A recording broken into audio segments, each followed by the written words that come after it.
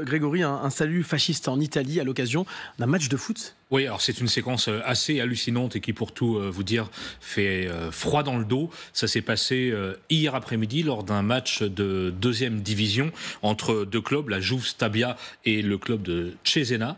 Et à un moment donné du match, il y a un certain Romano Floriani Mussolini qui marque un but. C'est son premier but en deuxième division. Il se trouve que c'est l'arrière-petit-fils de Benito Mussolini, qui marque donc son premier but, et regardez la réaction des supporters italiens.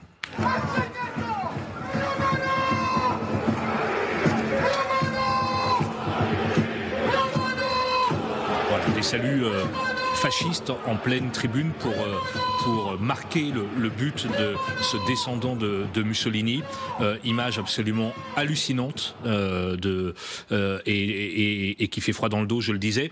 C'est évidemment pas la première fois que le foot italien, vous connaissez la situation, Karim, est confronté à des problèmes de racisme, de xénophobie. La Ligue nationale de football essaye de lutter contre ce phénomène avec des mesures assez importantes, des matchs annulés, des matchs à huis clos. On se souvient que le footballeur français, l'international Mike Maignan, avait eu des soucis de but, oui, bien sûr. en début d'année, avec notamment des cris de singe et vraiment des propos absolument orduriers tenus à son encontre. Le racisme gangrène le foot italien depuis des années, et ce qu'on a vu hier après-midi le montre encore une nouvelle fois.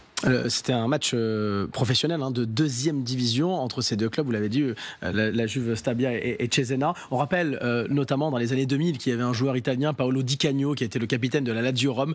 On sait qu'il y a une frange des supporters de la Lazio extrémistes et fascistes, et qui avait été suspendu lourdement d'ailleurs par la Ligue de football italienne à la suite d'un salut nazi qui avait été fait, un salut fasciste qui avait été fait lorsqu'il avait marqué un but dans le stade olympique de Rome. Ces problèmes-là sont récurrents. Vous l'avez dit, la Ligue s'empare du sujet, mais ça fait plusieurs années, effectivement. Et là, les images que vous venez de nous montrer glacent le sang. Franchement, ce matin, c'était un match, je le disais, je le rappelle, match professionnel. Il y avait énormément de monde dans les tribunes de cette partie. C'était assez inquiétant.